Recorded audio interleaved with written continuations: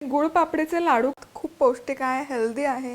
मुलांना जर आदल्यामधल्या वेळेत तोंडात घालण्यासाठी काही पौष्टिक हवं असेल, परफेक्ट रेसिपी आहे.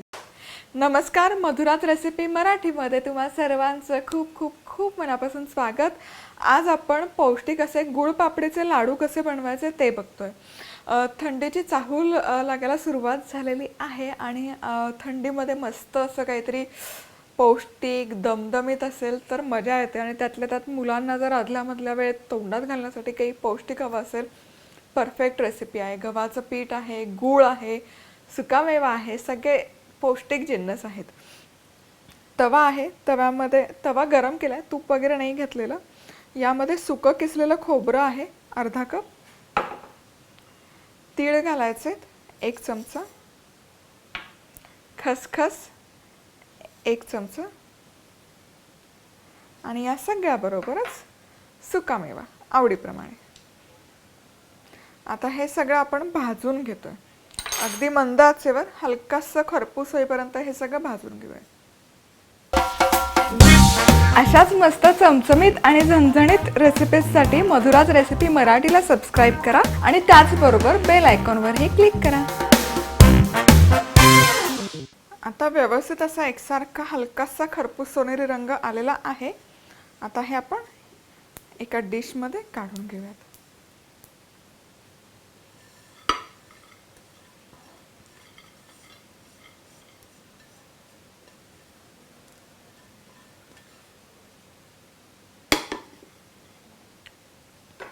आणि आता याच पॅनमध्ये एक 4 चमचे साजूक तूप गरम करून घ्यायचं. तर या रेसिपीला साधारण 1 पाऊण कप तूप आपल्याला हवं आहे.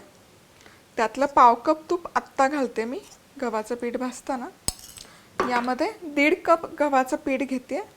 तर हे थोडंसं रवाळ जे पीठ येतं, म्हणजे जनरली जर तुम्ही पीठ चाळून घेत असाल पोळी बनवताना वगैरे तर चाळून नका घेऊ. लाडू बनवताना थोडंसं रवाळ पीठच हवं, किंवा मग बाजारामध्ये जे विकत पीठ मिळतं ना तेही गव्हाचं पीठ या रेसिपीसाठी परफेक्ट असं होतं. आता हे मंद आचेवर एकसारखा सोनेरी रंग येईपर्यंत भाजून घ्यायचं. चला तर मग साधारण एक 7 ते 8 मिनिट अगदी लो टू मिडियम हीटवर एकसारखं हे भाजून घेतलं मी पीठ. आणि रंग खूप सुरेख आला आहे, सुवास जबरदस्त येतोय हे पीठ भाजल्याचा. तुम्ही बघू शकाल मस्त असा एकसारखा खरपूस रंग आलेला आहे. आता हे बाउलमध्ये काढून घेऊयात.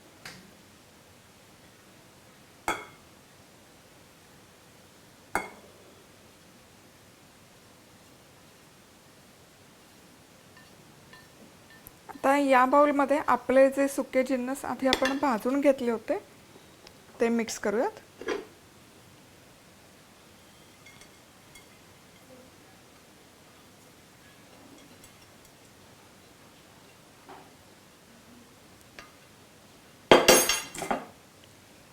पिठाबरोबर हे सगळं व्यवस्थित मिसळून घ्यायचं. आणि आता याच पॅनमध्ये 1 पाऊण कप गूळ घालायचा. पाऊस आहे त्यामुळे थोडासा गूळ, पाणी सुटलंय गुळाला.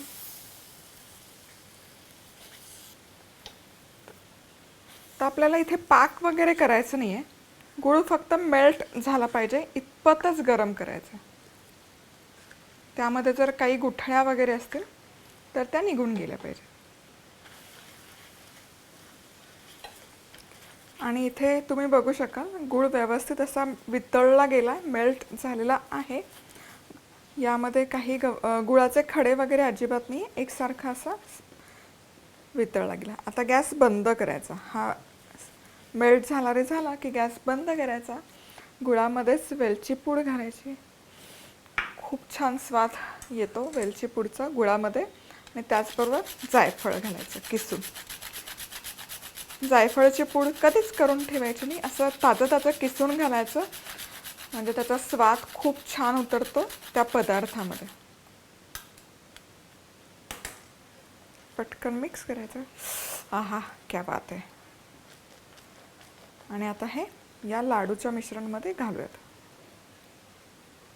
या भाजलेल्या गव्हाच्या पिठामध्ये हा विरघळलेला गूळ घालायचा पटकन. आणि हा पटापट मिक्स करून घ्यायचा पिठाबरोबर.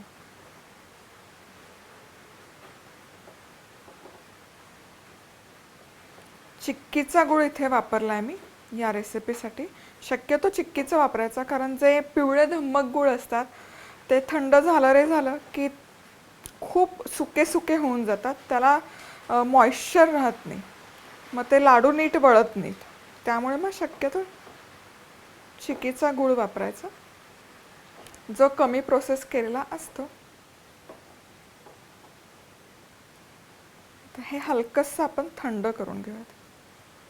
मधुराज रेसिपी मसाले कॉन्टेस्टमध्ये भाग घेण्यासाठी मसाले अमेझॉनवरून ऑर्डर करा. मसाले कसे ऑर्डर करायचे याची लिंक खाली डिस्क्रिप्शन बॉक्समध्ये दिली आहे.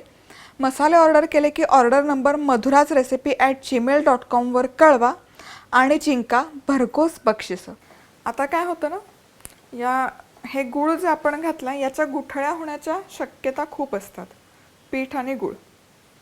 मग काय करायचं, एकतर तुमच्याकडे उभट असं काही भांडं असेल, ग्लास असेल तर तो घेऊ शकता, किंवा मग पोटॅटो मॅशर घ्यायचा आणि याच्या ज्या गुठळ्या झालेल्या आहेत त्या फोडून घ्यायच्या, मोकळं करून घ्यायचं.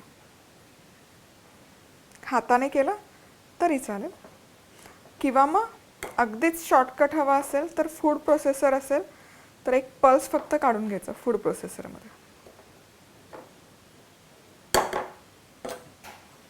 आता हे मिश्रण व्यवस्थित असं सुटं करून घेतलं की यामध्ये थोडं थोडं तूप घालायचं. तर साधारणपणे 1.5 कप जर इथे गव्हाचं पीठ असेल तर 1.25 कप तूप लागतं व्यवस्थित. तर एका पोर्शनला थोडं थोडं घालायचं आणि त्याला बाइंडिंग येईल इतपत तूप घालायचं आणि त्याचे लाडू वळून घ्यायचे.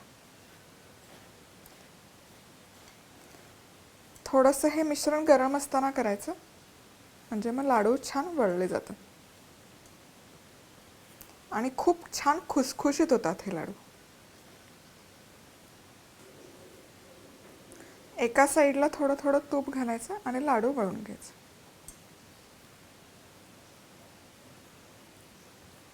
आणि मिश्रण थोडंसं गरम गरम असतानाच करायचं, कारण जसं जसं थंड होईल तसं तसं गूळ ड्राय होत जातो. त्यामुळे शक्यतो गरम गरम असताना हे करून घ्यायचे लाडू.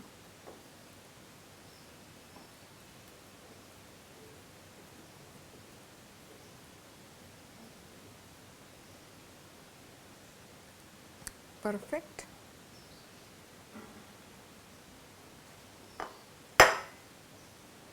तूप एकदम असं घालायचं नाही, थोडं थोडं घालून आणि गरम गरम असताना ही प्रोसेस करायची.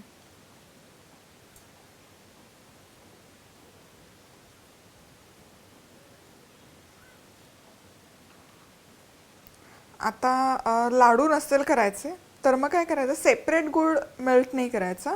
आपलं गव्हाचं पीठ भाजून झालं की मग त्यामध्ये गूळ घालायचा, पटकन मिक्स करायचं आणि प्लेटमध्ये काढून त्याची वडी करू शकता जर लाडू नसतील करायचे तर. म्हणजे ती होते गुळ पापडी.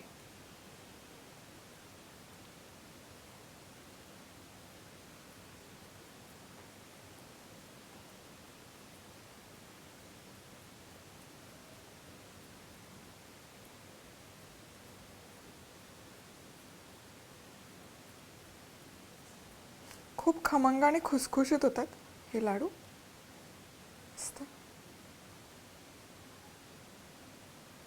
चला तर मग हे गुळ पापडीचे लाडू बनवून तयार आहेत. मस्त झालेत, मस्त दिसत आहेत आणि हे व्यवस्थित महिनाभर छान टिकतात. खूप पौष्टिक आहे, हेल्दी आहे. गूळ ओव्हरकुक करू नका. गूळ ओव्हरकुक झाला तर त्याला बाइंडिंग येणार नाही आणि बाइंडिंग येण्यासाठी भरपूर तूप वापरावं लागतं. मला ऑलमोस्ट इथे 1 कप तूप वापरावं लागलं. जबरदस्त दिसतात, खूप छान खुसखुशीत होतात हे लाडू. नक्की बनवून बघा आणि बनवून पाहिले तर फोटो काढून पाठवायला विसरू नका. पुन्हा भेटूयात अशाच एका मस्त रेसिपीबरोबर. तोवर मस्त राहा, खुश राहा, आनंदी राहा आणि सगळ्यात महत्त्वाचं खात राहा.